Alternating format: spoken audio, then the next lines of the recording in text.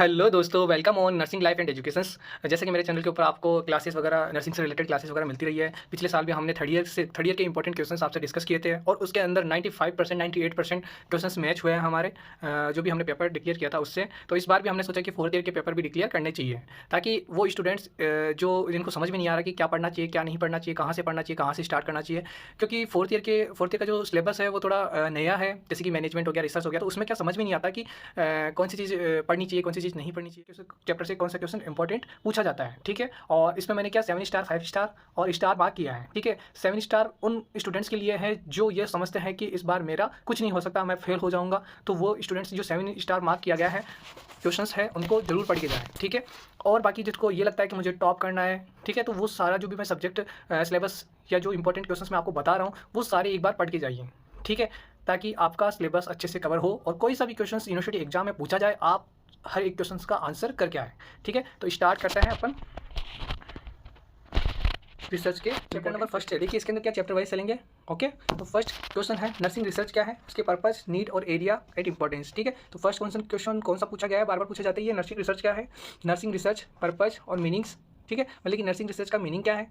ठीक है, पहले तो बताओ रिसर्च का मीनिंग क्या होता है। ठीक है, फिर नर्सिंग रिसर्च में चले जाना, फिर उसके पर्पस देखना, फिर उसकी मीनिंग देखना, फिर उसकी नीड क्या आती है। नीड भी क्या होता है, बहुत बार क्वेश्चन पूछा गया है, कौन कौन से एरियाज में नर्सिंग रिसर्च का यूज किया जाता है। ठीक है, फिर इसकी क्या होती है, इंपॉर्टेंस क्या है। ठीक है, ये चीज़ें इसके अंदर डिस्कस करना है अपन को फर्स्ट के अंदर। सेकंड के अंदर क्या होता है कि इंपॉर्टेंट है, ये 7 स्टार मार्क किया गया है क्योंकि बार बार पूछा गया है। ठीक है, characteristics of a good research, मतलब कि गुड रिसर्चर की क्या क्या कैरेक्टरिस्टिक्स होते हैं वो सारी चीज़ें अपन को बतानी है। ओके, रिसर्च प्रोसेस, जो रिसर्च प्रोसेस की स्टेप्स हैं उनको भी आपको बताना है। ठीक है, मतलब कि रिसर्च कोई भी रिसर्च करते हैं तो उसकी क्या क्या प्रोसेस होती है, कौन कौन सी स्टेप्स होते हैं, उनको अपन को डिस्कस करना है। ओके, फिर शॉर्ट नोट्स के अंदर क्या क्या क्वेश्चन पूछे जा सकते हैं फर्स्ट चैप्टर से वो देखते हैं अपन। फर्स्ट चैप्टर से क्वेश्चन पूछे जाएंगे। एक तो हाइपोथेसिस। ठीक है, ये हाइपोथेसिस तो 7 स्टार मार्क कर लेना। ठीक है, ये क्वेश्चन पूछा जाता है। ठीक है, डिलिमिटेशन को स्टार मार्क कर लेना। ठीक है, पूछ भी सकता है, नहीं भी पूछ सकता है, लेकिन जो हाइपोथेसिस है ये पूछेगा। इसके अंदर नल हाइपोथेसिस पूछ सकता है आपको। ठीक है, फिर आता है ethics in the nursing research, क्या क्या एथिक्स है हमारी नर्सिंग रिसर्च के। ठीक है, वो सारी चीज़ें बतानी है। Problem solving approach. ठीक है, तो प्रॉब्लम सॉल्विंग के बारे में बताना है। ओके, फिर चलते हैं यूनिट सेकंड के अंदर।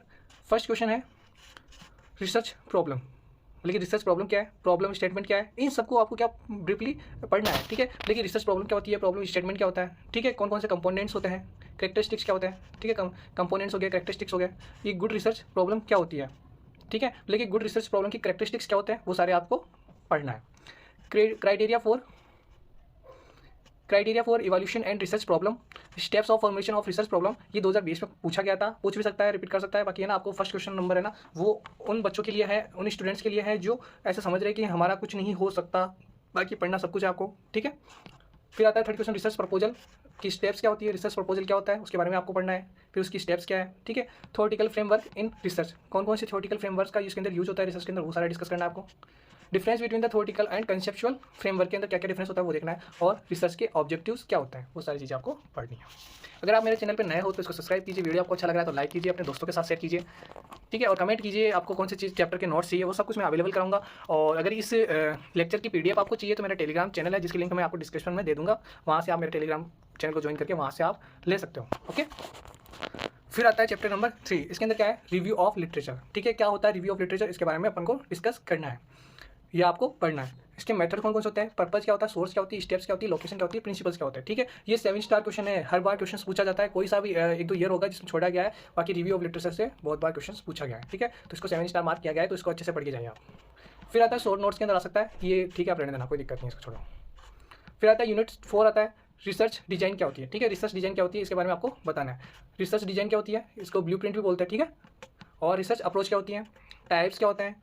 ठीक है, क्वांटिटेटिव रिसर्च डिजाइन और क्वालिटेटिव रिसर्च डिजाइन, इनके बारे में आपको पढ़ना है। ठीक है, फिर आता है एक्सपेरिमेंटल रिसर्च डिजाइन क्या होती है, characteristics, types, merits and demerits के बारे में आपको बताना है। देखिए जो क्वांटिटेटिव रिसर्च डिजाइन है ना, इसके टाइप्स आपको पढ़ना है। कैसे, क्वांटिटेटिव है इसको 2 पार्ट्स में डिवाइड किया गया, एक्सपेरिमेंटल और नॉन एक्सपेरिमेंटल। जो एक्सपेरिमेंटल है उसको आगे 3 पार्ट्स में डिवाइड किया गया, true experimental research design, second होता है क्वाशी रिसर्च डिजाइन, और तीसरा होता है,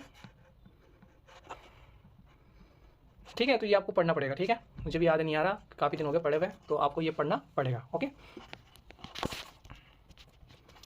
फिर देखते हैं शॉर्ट नोट्स किस पे पूछा गया है, non experimental research design, randomization, control, trades के ऊपर पूछा है, survey method, non experimental research design और इसके टाइप्स, और कॉर्ड स्टडी। ठीक है, ये ना एक बार 2 बार पूछा गया, तो आप एक बार पढ़ के चले जाना जरूर, और क्वेश्चन से रिपीटेड बहुत कम है। ठीक है, फिर देखते हैं डिफरेंस बिटवीन, चौथा क्वेश्चन ये है, डिफरेंस पूछा गया है इसके अंदर। देखिए 2019 के अंदर इतने डिफरेंस पूछे हैं, बहुत ज़्यादा हद मार गया, ठीक है। तो एक बार इनको भी देख के आप जरूर जाना, जैसे रिसर्च डिजाइन और रिसर्च अप्रोच के बीच में क्या डिफरेंस होता है, एक्सपेरिमेंटल और नॉन एक्सपेरिमेंटल जो रिसर्च डिजाइन होती है उसमें क्या डिफरेंस होता है, historical research and survey design के अंदर क्या डिफरेंस होता है, qualitative research and quantitative research में क्या डिफरेंस होता है। तो ये है ना क्वेश्चन आप अच्छे से पढ़ के जाना। 16, 17, 18, 22 में पूछा गया है और 23, 24 में भी पूछा जा सकता है, तो आपके लिए इंपॉर्टेंट क्वेश्चन है, ठीक है। फिर आता है यूनिट 5, इसमें क्या होता है, variables, dependent and independent variables, इनके बारे में आपको पढ़ के जाना है, ठीक है। वेरिएबल्स का क्वेश्चन पूछा जाता है, इस बार पूछा जा सकता है, तो इसको 7 स्टार मार्क करना, ठीक है।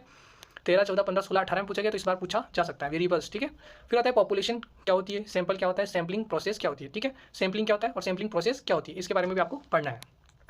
फिर इसके टाइप्स देखना है आपको, जो टाइप्स हैं इसको 7 स्टार मार्क करना, ठीक है, जो सैम्पलिंग के टाइप है उनको। फिर आता है फैक्टर्स इन्फ्लुएंसिंग सैम्पलिंग प्रोसेस, ठीक है। तो इसको भी आपको कौन कौन से फैक्टर्स इन्फ्लुएंस करते हैं सैम्पलिंग की प्रोसेस को, उसको भी आपको बताना है, ओके। फिर शॉर्ट नोट्स देखते हैं, नॉन प्रोबेबिलिटी सैम्पलिंग टेक्निक पे आया हुआ है, प्रोबेबिलिटी सैम्पलिंग टाइप कौन कौन से हैं उन पे क्वेश्चन पूछा गया, प्रोबेबिलिटी सैम्पलिंग टाइप पे क्वेश्चन पूछा गया है, ठीक है। फिर आता है डिफरेंस करना है बिटवीन द प्रोबेबिलिटी और नॉन प्रोबेबिलिटी सैम्पलिंग पे, sampling error and sampling biases, ठीक है। क्वेश्चनरी एंड इंटरव्यू शेड्यूल के अंदर क्वेश्चंस पूछा गया, शॉर्ट नोट्स पूछा गया, तो इसको भी आपको एक बार पढ़ना चाहिए, ठीक है। फिर आता है इंस्ट्रूमेंट या टूल क्राइटेरिया। देखिए किसी भी रिसर्च डिजाइन को करता है तो उसके अंदर कुछ टूल्स की जरूरत होती है, ठीक है। कोई भी रिसर्च प्रोसेस करते हैं तो उसके अंदर टूल्स की नीड रहती है, तो उन इंस्ट्रूमेंट्स या टूल्स पे भी क्वेश्चन पूछा गया था, ठीक है। और फिर आता है क्वेश्चन नंबर 6 था, डाटा क्या होता है, ठीक है। टाइप्स ऑफ डाटा, जैसे प्राइमरी डाटा हो गया, सेकेंडरी डाटा हो गया, क्वांटिटेटिव एंड क्वालिटेटिव, ठीक है। इस क्वेश्चन इतना आएगा, डाटा क्या होता है, टाइप्स ऑफ डाटा, तो ये ना आपको लिखना पड़ेगा, primary types of data, first हो गया प्राइमरी डाटा, सेकेंडरी डाटा, और एक होता है क्वांटिटेटिव एंड क्वालिटेटिव डाटा हो गया। फिर आता है methods and tools of data collection, ठीक है। तो इस पर 7 स्टार है और ये पूछा गया है, इस बार पूछा जा सकता है, ठीक है। Procedure of the data collection, ये देख लेना एक बार आप, है ना, procedure of the data collection, एक बार पूछा गया 2014 में। फिर आता है short notes, questionnaire as data collection tool, मतलब कि क्वेश्चनरी, मतलब कि क्वेश्चन पूछ के अपन डाटा कलेक्शन करते हैं, उसका अपन को डिस्क्रिप्शन एक्सप्लेन करना है, ठीक है। ये क्वेश्चन 19, 20, 16, 13, 18 में पूछा गया है, तो इस बार इंपॉर्टेंट है, पूछा जा सकता है। 6 self report tool for data collection, मतलब कि खुद से आप कौन सी एक रिपोर्ट बनानी है, टूल्स किस किस टूल्स का यूज कर सकते हो आप डाटा कलेक्शन के लिए। फर्स्ट है इंटरव्यू, ठीक है, ये तो आपको ना आंसर के अंदर लिखना है, मैंने यहाँ पे समझने के लिए लिख दिया, ठीक है। इंटरव्यू, ऑब्जर्वेशन हो गया, क्वेश्चनरी हो गया, रेटिंग स्केल हो गया, लिंक्ड स्केल हो गया, फोकस ग्रुप हो गया, ओके। फिर आता है इंटरव्यू शेड्यूल या मेथड क्या होता है, ठीक है, ये 16 22 में पूछा गया, तो इसको भी आपको एक बार अच्छे से पढ़ना चाहिए। लिंक्ड स्केल क्या होता है, ठीक है, ये भी पढ़ना है आपको। Validity and reliability and types and difference, देखिए 7 स्टार मार्क किया हुआ है इस पर, ये है ना क्वेश्चंस आपको 100 to 100% पढ़ के ही जाना है। पायलट स्टडी भी पढ़ के जाना है, क्योंकि इनसे क्वेश्चंस बार बार पूछे गए हैं। फिर आता है analysis of data, explain compilations and tabulations, ठीक है। Analysis of the data, data का एनालिसिस कैसे करोगे, एक्सप्लेन करना है, कॉम्पिलेशंस, टेबुलेशन पे देखिए 7 स्टार मार्क किया गया है, ठीक है। तो इसके प्रिंसिपल्स और टेबुलेशंस क्या होता है, इसको आपको पढ़ना है अच्छे से। And classification of the data, how will you the interpretations of the data. फिर आता है यूनिट 7 है स्टैटिक्स यूज या इंपॉर्टेंस, मतलब कि स्टैटिक्स पढ़ना है आपको, स्टैटिक्स क्या होती है, उसकी डेफिनेशन वगैरह आपको देखना है, ठीक है। इंट्रोडक्शन देखना है, उसके यूजेस कहाँ कहाँ यूज कर सकते हैं, इंपॉर्टेंस उसकी क्या इंपॉर्टेंस है वो बतानी है आपको, उसके फंक्शंस क्या है, ठीक है। फिर सेकंड क्वेश्चन बनता है स्टैटिकल पैकेज क्या होता है, इट्स एप्लीकेशंस, इसकी क्या क्या एप्लीकेशंस है वो बतानी आपको, ठीक है। स्केल ऑफ मेजरमेंट टाइप, जैसे कि नॉमिनल हो गया, ऑर्डिनल हो गया, इंटरवल हो गया और रेशियो स्केल हो गया, ठीक है। स्केल ऑफ मेजरमेंट टाइप्स भी बतानी है आपको। स्केल ऑफ मेजरमेंट में क्या क्या आएगा, स्केल ऑफ मेजरमेंट कौन कौन सी स्केल से आप मेजरमेंट कर सकते हैं, ठीक है। इसके टाइप्स बताने, जैसे कि नॉमिनल हो गया, ऑर्डिनल हो गया, इंटरवल हो गया और रेशियो स्केल हो गया। और ऑर्डिनल एंड रेशियो स्केल के अंदर डिफरेंस भी पूछा गया एक बार, ठीक है, तो इनको आप अच्छे से एक बार देख के जाना। Graphical presentation of the data and इसके टाइप्स, जो ग्राफिकल प्रेजेंटेशन होता है जिसके अंदर बार चार्ट हो गया, लाइन चार्ट हो गया, ठीक है, इनको भी एक बार अच्छे से आपको देख के जाना है। Differ between the bar diagram and histogram में क्या डिफरेंस होता है वो आपको देखना है। प्रोबेबिलिटी, नॉर्मल प्रोबेबिलिटी, ठीक है, नॉर्मल प्रोबेबिलिटी कर्व क्या होता है, डिस्ट्रीब्यूशन कर्व क्या होता है, इनको एक बार आपको देख के जाना है। मीन मॉड मीडियन देखना है, ठीक है, इनसे रिलेटेड जो क्वेश्चन बनते हैं मीन मॉड और मीडियन से, वो आपको है ना, लेकिन जो भी क्वेश्चन प्रीवियस ईयर में पूछे गए उनको एक बार आप हल करके जाना। और इजी क्वेश्चन आते हैं, बार बार पूछे जाते हैं, ठीक है, कई बार स्टैंडर्ड डेविएशन पूछ लेगा, कभी मीन पूछ लेगा, कभी मॉड पूछ लेगा, कभी मीडियन पूछ लेगा, ठीक है, कभी रेंज भी पूछ सकता है उसके अंदर, ठीक है। तो इन सबको एक बार आप अच्छे से देखे जाना। और अगर आप कमेंट करते हो कि मीन मॉड मीडियन और स्टैंडर्ड डेविएशन से रिलेटेड यूनिवर्सिटी एग्जाम में कितने क्वेश्चन पूछे गए पिछली बार और उनका सोल्यूशन के ऊपर वीडियो बनाओ, तो मैं जरूर आपके लिए एक वीडियो बना दूंगा, बट आपको कमेंट करना पड़ेगा उसके लिए, ठीक है। और अगर आप मेरे चैनल पर नए हो तो इसको सब्सक्राइब कीजिए, वीडियो को लाइक कीजिए, कमेंट कीजिए, ठीक है, आपको किस टॉपिक के ऊपर क्लासेस प्रोवाइड करवानी है हमें, ठीक है। एक आता है कोरिलेशन कोएफिशिएंसी, कार्ल पर्सन्स फॉर्मूला का भी यूज करना होता है अपन को, ठीक है। इसका यूज करके अपन को कोरिलेशन कोएफिशिएंसी निकालना होता है, ठीक है, जिसका फॉर्मूला होता है R = summation x - x bar multiply y - y bar upon under root summation x minus x bar का whole square multiply summation y minus y bar का होल स्क्वायर। ठीक है, फिर type first and second error कौन कौन से होते हैं वो अपन को डिस्कस करना है। ठीक है, ये 16, 17 और 20 में पूछा गया, इस बार इंपॉर्टेंट है, पूछा जा सकता है। फिर आता है यूनिट 8 में क्या होता है, रिसर्च रिपोर्ट राइटिंग क्या होती है। रिसर्च रिपोर्ट राइटिंग क्या होती है इसके बारे में आपको बताना है। कैरेक्टरिस्टिक्स देखने हैं of a good research report के, ठीक है, और कंपोनेंट्स देखने इसके।